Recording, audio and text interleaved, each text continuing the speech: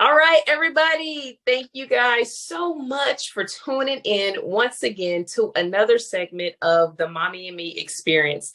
I have a great, amazing guest with us. And let me tell you something right now. Okay. Not only is she going to give you the goods, but she's a family and child therapist. Okay. So I already know what y'all are thinking right now. Like, ooh, wait, she's going to come with some amazing information. Yes, she is. So make sure you guys grab a pad and a pen because she's going to blow your mind with these answers that she's getting ready to have for you guys. Because listen, on the Mommy and Me experience interviews, I told you guys, we're going to bring you guys some powerful information. So not only that you can get the healing that you need, but guess what? Your daughter, your children, your whole entire family can get the healing that they need because this is the year of holistic healing and health. Okay. So if you are new to my channel, make sure you guys hit that subscribe button. Make sure you click on that bell so you don't miss out on any interviews that we have because this right here is absolutely amazing. So just a little bit about Miss Daniels before I bring her on. She is a mother of 4 beautiful daughters. That's right. 4 girls. Oh, I would go crazy in a household with 4 girls, but it's a blessing, hands down. But like I was stating that she is a family and child therapist. She is an amazing believer in Christ Jesus, and she has a beautiful, beautiful soul and heart. And I am so excited to bring Miss Daniels on. So Miss Daniels, can you please come on and grace us with your amazing presence? Hello, everybody. Happy. Yes. Well, share with our amazing Mommy and Me community a little bit about who Miss Daniels is. Well, like you said, I'm a mother of 4 daughters. I come from being a teen mother, pregnant at 12, delivered my daughter at 13. And so that was an experience in itself, but I'm so thankful for having the mother that I have, and she's the reason why I'm pretty much, the woman that I am today. So I'm very blessed to have had her support and not settle with what society says I should be or what I should not be. So that's the biggest part of me, and it's kind of the thing that brought me to wanting to do counseling. I had an amazing school counselor at Dale City High School, Miss Nantois. And I would say, I want to be a school counselor. And I was stuck on it for a long time. I did not get my degree right off the bat. I got my associates right out of high school. And then life kind of happened. Had my girls, met my husband at 16 years old, was married for 30 years. So a good life. But then I decided, everybody's always coming to me and talking to me, so I might as well get paid for it. A commercial that came on in SMU, and I called. Long story short, I went into that program and received my bachelor's and then my master's afterwards. I am in love with my work. Super passion is not just work for me. It's a calling, and I don't take it lightly, because I know God's put me in this place for a reason. So that's kind of me summed up. I love to sing. I love the Lord, love to travel, and like to kind of give those experiences to, the people that I meet. So. Wow. This is something that I didn't even know. Like, wow, at 12 years old. Wow. Yeah. So I know we're going to kind of get off topic just a little bit, because I think this is very powerful. Your story alone is powerful, and not just from a counselor's perspective, but from a personal perspective. So how did your mother approach the fact that you were pregnant at 12 years old? Like, how was her reaction towards you? Well, I've spoke at a place about that very thing, because this is the very thing that has pushed me. So it was my first sexual experience, letting some little boy talk me into something I didn't know nothing about. And he was 12 years old, by the way. And I wasn't the first. So I think I was almost 4 or 5 months, but I was super tiny. So long story short, Um, I think my mom knew something was wrong. I didn't. Basically took me to the doctor.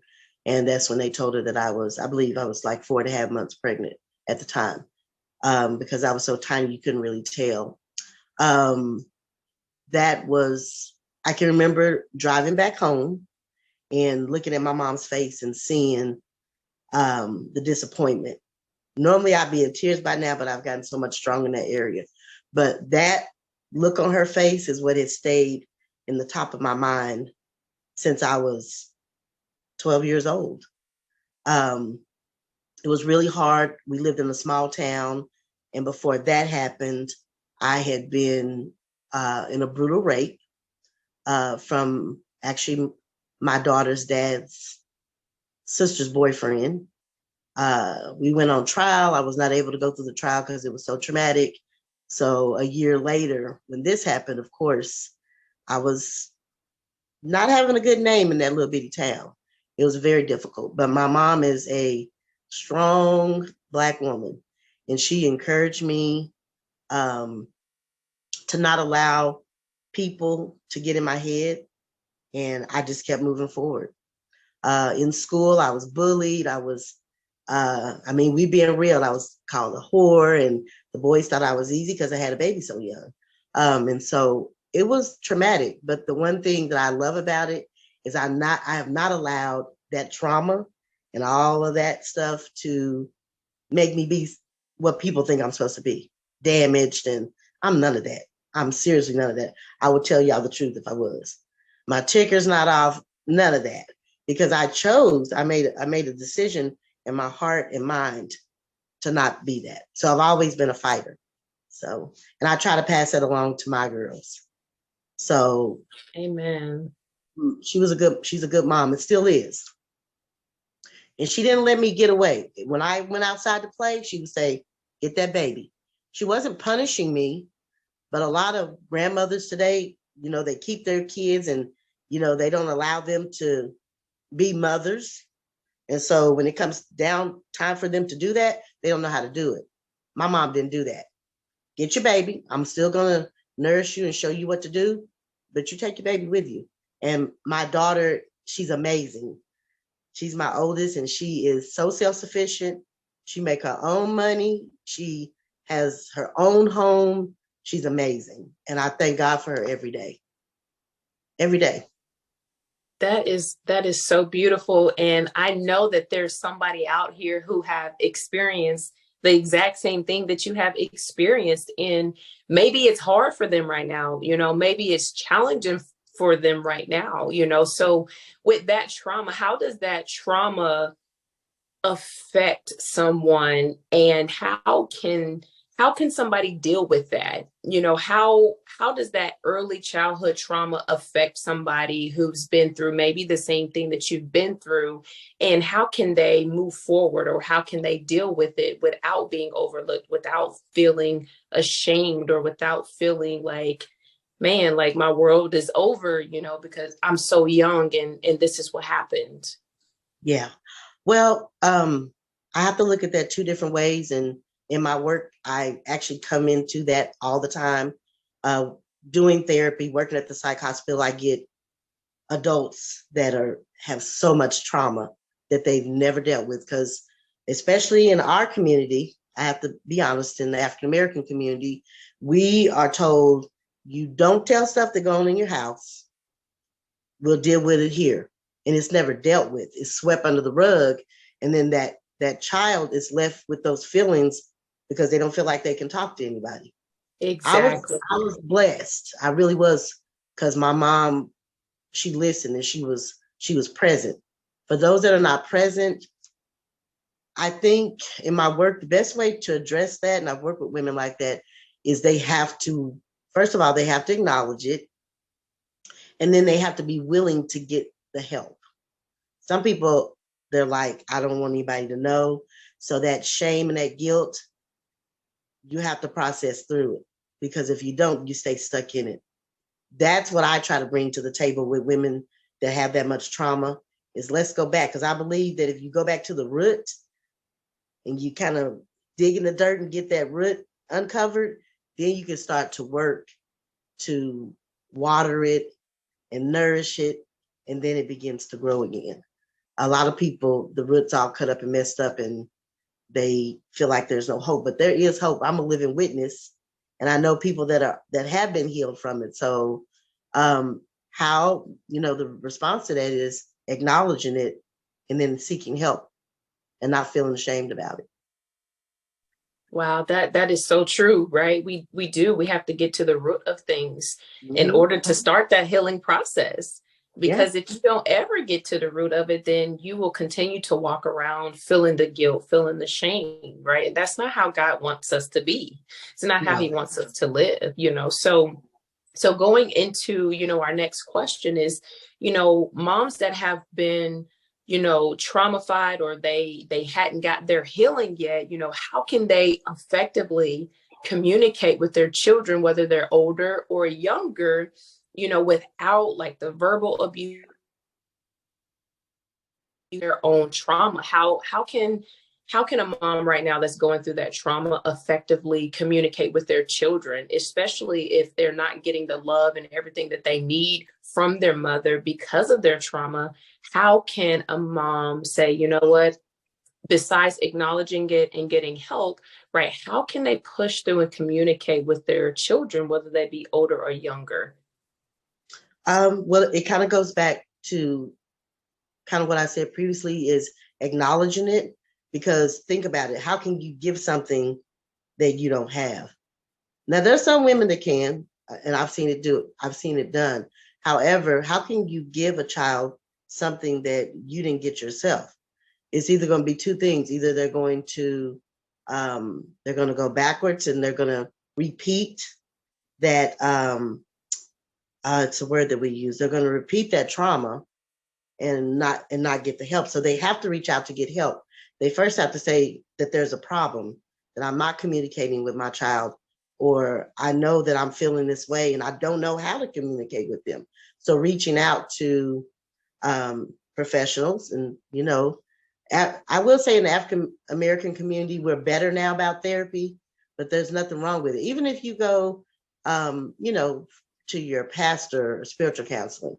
And I kind of got my thing with that, because as us, we say, you know what, the Lord gonna heal you. He gonna do it. Just pray over him. It's gonna be okay.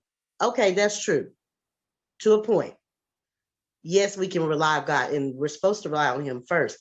But he puts all these different people in place, like you and I, and getting all this exposure out. He puts all these different levels in place for a reason. So we can't just say, well, let's just pray about it. Yes, prayer is a part of it. It is the number one thing, but you have to put action with that prayer. So reaching out and getting the help that you need, and teaching yourself, look up things, get books and study about parenting and how to communicate with your child. There's nothing wrong with being knowledgeable on those type of things. There's so much material out there. And I assign different stuff to my parents. We do little activities so that they don't get bored, but it's making them work. It's fun, but it's making them work. But mainly it's reaching out, knowing that there's a problem and that you want it to be fixed. Reach out, ask for help. And don't think that there's anything wrong with that, because it's not at all. Right. Absolutely. There's definitely nothing wrong with it, especially if you want to heal, And so my next question for you, because what you said was very key, a mom can still effectively communicate. However, you can't give what you never were taught. So, how can a mom and daughter build that bond and build that relationship, even when she is hurting? Is it okay for that mom to just be honest with her daughter? And just tell her, and hey, I'm struggling myself right now, like I'm having a tough time. Do you think that is very important that a mom should do and communicate? Say the daughter is 11 or 12 or or older, do you think that is the appropriate time to now start being honest with your daughter? Absolutely. And even in my work with my girls that are around that age, I teach them that. I teach them to express themselves, and some of them will say, well, my mom will get mad, or she'll yell, or she'll cuss me out. So then I feel like then I'm the go-between, because then I can, consult with the mom and the daughter, and then we come together as a whole. Because sometimes kids don't understand, they don't really see what the parents going through. So I'll say something like, have you tried to see where your mom's coming from? Or you don't really know your mom's story. And then as they begin to know their mom's story, they start to say, oh, okay. They don't understand it fully because 12, 13 years old, they're still learning, but at least opens up their heart to think about somebody other than themselves. And no, that's not too young. I got them as young as 7 to 8 years old. I do it age appropriately, but it's still a way to do it. Right. That's really good because, yes, a lot of moms, they will kind of lash out at their children, or they'll get angry, or they'll get mad, like when their daughter is doing something maybe that mirrored what they did. Right. And because the mom didn't get that healing, now she's lashing out on that child. So what would you tell moms right now who maybe haven't shared their story, with their daughters or with their children? What would you tell them instead of verbally abusing them or telling them to shut up, or, telling them things that are negative, because what they're doing is passing down those same behaviors to their children? What would you tell a mom who is doing that to their children? The first thing I would tell them, honestly, is to do their individual work, because they can't go right into it that way, because they could do more damage. So do your individual work. Get out what you need to get out, start at the root. And sometimes it takes time, especially if there's been a lot of trauma, like, significant molestation, or physical abuse that they never talked about, never told anybody about. See, they can't really talk to their child about that until they start to heal from that. There has to be some individual work first. But until they start to do that individual work, they can kind of put themselves in check and say, you know what, I'm gonna do something a little bit different. I'm gonna try not to yell, I'm gonna try to respond different. And those are just baby steps, just doing some small things, communicating with my child more, asking them how they feel. Yeah, you all would be so surprised that when I first get clients and I'll say, do you know why your parents brought you to counseling? And they'll be like, no. And I'm like, okay. And then the other thing that they love is I say, well, why do you think you need to be in counseling? They look at me like, oh, I can't believe she's asking me that. And you can almost just see from the first time I'm a witness to it, is their body language just changed. Like, wow, she's asking me how I feel. Sometimes we don't ask our kids how we feel. It's like, you go do it because I told you to go do it. And That's never good. Black folk, I'm just gonna say it, it's like, you don't ask questions, you just go do what I tell you to do. And that's where we're missing it. That's where our kids are getting stressed and depressed and suicidal and all those things. And I work really hard to notice that stuff so I can let my parents know that this is what I'm seeing and we don't want to get to that point. So just baby steps, and the first thing is doing your individual work, starting somewhere. Got to have a starting point, that root. So, yeah. Yes, that's so beautiful. And yes, that's true in our culture. And it's like we have to change it. And this is one of the reasons why I'm on this mission, is to be able to bring to light these types of conversations, because they need to be had. And there's a cycle that needs to change, because if we really, take a step back and say, you know what, I don't really ask my children questions. You know what I'm saying? Like, they're still individual people and they change just like we do as adults. So at the end of the day, we have to be able to say, are you okay today? Is there something wrong? And there's nothing wrong with that. I feel like parents feel so small, like they can't, stoop down to their child's level to communicate with them. Because I'm the authoritative figure in this household. I'm your mom or I'm your dad, and you have to do what I say and not what I do. Oh, that's a whole nother conversation. Yeah. That's a whole nother conversation that we can definitely get into. But you hit the hammer on the head, and I so appreciate you for really speaking that out. So before we get to the last question, I want to ask you, what type of encouragement, can you give moms out there that maybe are struggling right now? Maybe they are having a tough time. Maybe they thought about doing counseling, but they're like, I don't know about that. Or, I really want to have this great relationship with my child, but I just don't know what to do and how to start. You kind of gave them some tips, but what type of encouragement would you give a mom that's struggling right now in that area? Well, since I come from kind of a spiritual aspect of counseling, my first thing, and I just went to a conference Saturday, and it talked about being enough, knowing that you're enough, no matter what you've been through, what you're going through, you're enough.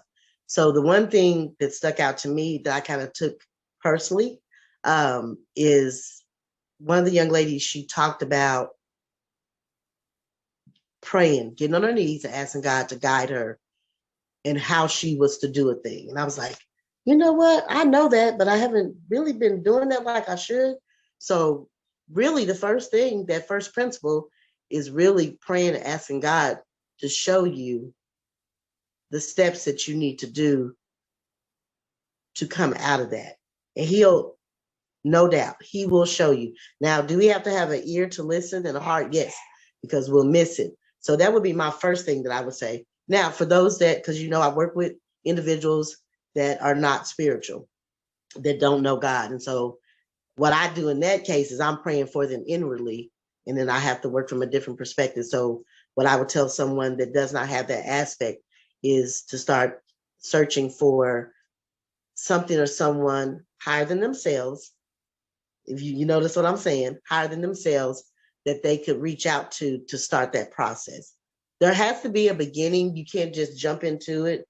So a mother that's struggling right now that may be watching and saying, well, I don't even know how to connect with my child. It's something just so simple. It's just maybe sitting that child down and asking a couple of questions. How do you really feel? Or is there something I could do different to make this relationship better? Those are so simple. They don't take therapy. They don't take anything. They're just simple questions. Is there anything that I'm doing that I could do different to make our relationship better? And then you guys kind of toggle back and forth, depending on the age. But that's what I would probably say for someone that, is just trying to find a starting point. If you have good support, reach out to your support. If you're not ready to do counseling, 9 times out of 10, everybody has somebody they can reach out to. And that's what happens, is that they don't reach out. And that's where you get the abuse, whether it be verbal, physical, spiritual. That's where all that comes into play, because there's no reach out. And I know I'm probably repeating myself, but it's so important to reach out to somebody or something greater than yourself. Absolutely. No, that is so important, because, your mom probably said it before, a closed mouth don't get fed. So literally, like, if you don't open up your mouth, right? If you don't say that you need help, and a lot of us, okay, African-American people, like, we're so afraid to ask for help.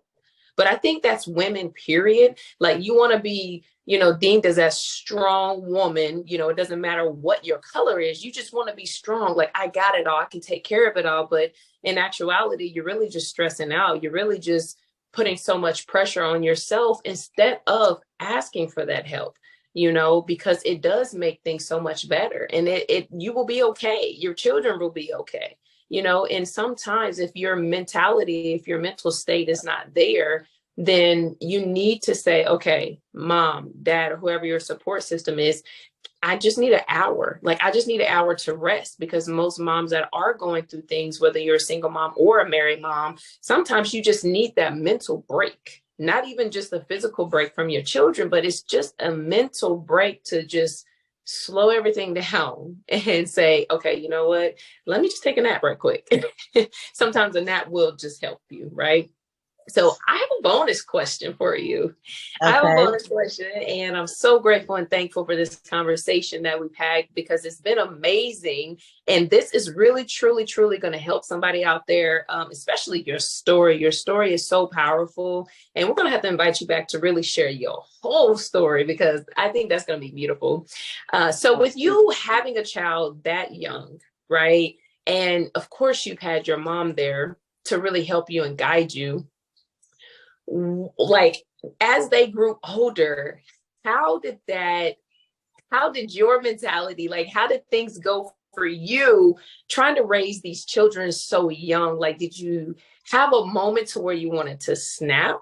Did you have a moment to where you had attitudes? Like what is something that you did with your daughters, like when they got out of hand, when they got angry, when they got mad? Like, how did you deal with those situations with you being so young and not really having, a motherhood experience or what have Well, my girls, they probably acted out more when they got older, um, because their dad was there. So for the most part, they were pretty good. My oldest daughter, um, that I, had at 13, she actually um, got pregnant at 15.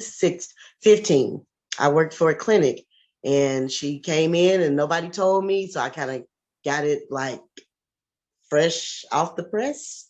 And I was so devastated because I wanted something so different for her. Very devastated. you? And I was like, this cycle has got to turn around somewhere. Now, she did well. She now has 4 boys.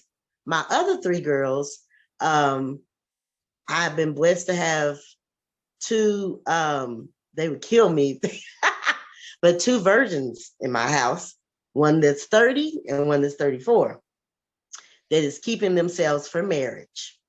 My second to the oldest daughter, Wow. she is on dialysis. She's been on dialysis for 5 or 6 years. Wasn't supposed to get pregnant, but she ended up having a baby that is now 4 years old. So for the most part, they have done really good. And I'm so proud of all of them. They have not been any trouble. They ain't been to jail. That middle daughter, I'm be honest, she's one that, you always got to have one. So that second to the oldest, yeah, she was my challenge, especially when my husband passed. So that's why I said I probably had more problems with her older because she was sneaky. So half the stuff she was doing, I didn't know till she got older and she told me about it. But she's my one that I butt heads with. And I don't talk about it a lot because I'm so much better. But it was a point where she had did so much disrespect that when she came around me, and I'm just being transparent, it was like I couldn't stand her. Loved her, but I couldn't stand her because she was so disrespectful. Like, I'm like, where'd she get that from? I'm not a cursor. I'm not, this child would, and one time, I ain't gonna lie, but that's what got her put out at 17 years old. She thought I wasn't listening. She called me a B word. I think I blacked out, y'all. I think I blacked out. And I lost it, and I put her out. And to this day, she thanks me for it. She had to go stay at a shelter because I'm like, you will not stay in my house like that. Now, would I have done something different? What I know now, yes, because in my work and just learning how to be a different type of mother, I would have did something different. Now she probably would have still got put. Even me putting her out, made sure she had food, but I had to teach her a lesson. But it was a valuable lesson. But I still made sure that she was okay. Would I have done that different? Yes, because I don't need to be putting hands, where they get spankings when they're younger. But as an older person, you got to do stuff a little bit different. But she's my main one. But for the most part, I have a really good relationship with all my girls. I'm really, really blessed. So I feel like that the relationship that we have now, when the other ones, get married, have their babies, because I'm definitely praying for God to send all of them husbands. That Amen. They have a better sense of who they are and the kind of mothers that they want to be. And I feel like that I'm so thankful for God because he did that. My oldest daughter struggled with postpartum. She always has. She has 4 boys. She loves them. She takes care of them financially, but the emotional part has never, to be honest, been all the way there. But she talks to me about it, and I just encourage her. But my husband was the first person to hold my grandson when he was born. She wanted nothing to do with him at all. And we actually kind of raised him until high school. But now they have a beautiful relationship. I mean, it's so many different things that have, happened within my family. And I look at that dynamic and how we've just had to sort through things. But yeah, my girls are, they're a blessing. And I had that struggle with my one daughter. But what I did, and what I will say is I had to make the change. I'm the mother. And although she is an adult, how I responded to her, I think because I changed that, not yelling and screaming and doing all that, that helped. And that's good. And just right quick, because I don't want to take up too much of your time or anything like that, but I think it's very important that parents do understand that they are the adult. And despite of how the child is acting, despite of how old they are as well, it's up to us as the parents. Like there are going to be some children who act out. There are going to be some children who, maybe it's just that one child that just gives you a hard time. But God tells us to love, right? He tells us to love 7 times 77, despite of what that person does. And it's like, can you kind of just hit on that just a little bit? I just feel like the Spirit is just leading us there. Can you hit on if somebody right now, that is living in a home, right? Or it's a mom and daughter who are bumping heads with each other, or maybe that child is just one of those children who is just, I don't know what you would say. I don't want to, call them a pest, or they just, just one of those children that, kind of gets on everybody's nerves. But how would you approach that? Like, what type of advice just needs a little bit more love? Like, what would you say to parents who is experiencing that right now? And how can they handle it as adults, besides wanting to put their hands on them or spanking them or disciplining them because maybe they're acting out? Pretty much, well, just asking them, like, what's going on? What can I do to make things better? Like, I really want to make things better. And if they get an attitude, what they have to do is maintain somebody. I always say somebody got to be the bigger person. I'm working with a family right now where the mother and daughter have been at odds since she was little bitty. And so I'm looking at the dynamic, and I'm looking at it and I'm like, wait a minute. If the mama is cussing her out every time she says something to her, and she's saying all these rude and disrespectful things to her, and she's giving it back to her, then what is the expectation? It's supposed to be respect, right? Right, but absolutely. If that's what she's seeing, then that's what she's giving back. So what I do is I come in and say, look, first I tell the kid, that's your mama, and you owe her respect no matter what. I said, now I'm not saying that what your mother is doing or saying is right, but and I tell them, you be the bigger person. If I can't reach the parent, then I go to the kid and I say, you be the bigger person. So if you're using profanity or cussing your mom out or doing all that, then change that up. Because guess what? If you start responding differently, think about it. That parent's going to have to be like, oh, well, she's not doing all that, but I'm still doing that. It's going to, somewhere in there, it's going to make them think about it. And I just told it to a young lady yesterday. I said, but you got to be consistent, that she will cuss her mama out in a minute. I'm like, mm-mm. And I tell them that it's disrespectful. You're cutting off your blessings and it's not right. Now, is this mother provoking? And the Bible tells us not to provoke. See, they forget that part. Yes, right. The Bible tells our kids to respect their parents, but people forget to look at the part where it says don't provoke them. How do we provoke them? By yelling and screaming, cutting them off, not allowing them to express, because then they're like, well, why do I need to say anything? Because they're not going to listen anyway. I get that a lot. Stop and listen without interruption. And see, that's why I like to come in and do family, because I don't allow my families to do that to each other. I say, listen to their hearts. The biggest thing I can say is listen to your child's heart, not what they're doing. I learned something in grad school from a professor that stuck with me even in my work. It's what's behind the behavior. That stuck with me, because when I go into schools and they say, oh, these kids are so bad and they disrespectful, and I'm thinking in my head, but what's behind the behavior? I've worked with some kids that they said were horrible.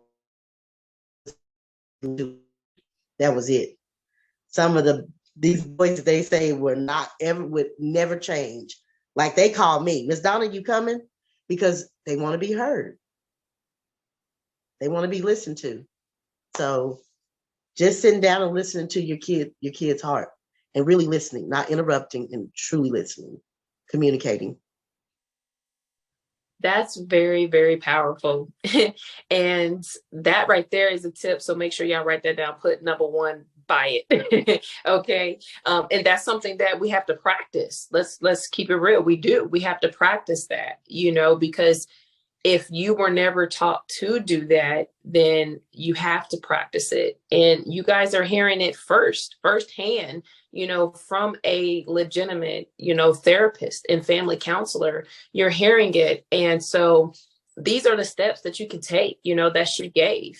And so go back, rewatch, re-listen, and make sure you really, really listen with an open heart, and make sure that you have these conversations with your children, because if you don't have these conversations with your children, then your relationship may not get better at all. And maybe you may go to your grave without having, reconciling that relationship that you have with your daughter or even your mother.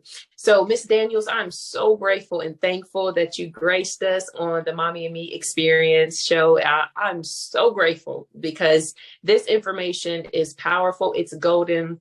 And everybody needs information like this, because not everybody wants to go get counseling, or they don't know where to start, how to do it. And they don't think that it's even possibly for them. But like you just stated, it is. And everybody needs it, because we cannot do this in our own strength.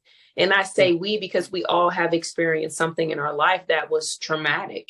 Maybe you didn't think that it was traumatic because it was so normal in your household. Yeah. It was traumatic. Yeah. And you're still dealing with it. So I am so grateful and thankful for you for showing up. You're so welcome. Thank you for having me. I appreciate it. You're doing a great thing. Well, thank you so much. And look, this little one just wanted to come and say hi. Say hi. Say hi, everybody.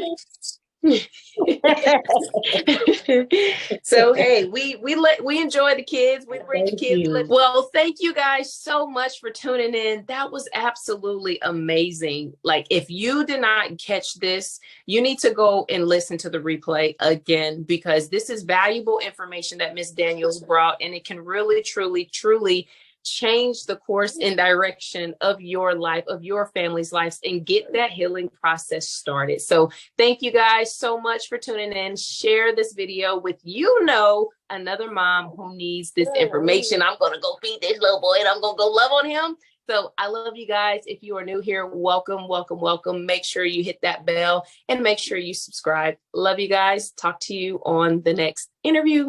Bye for now.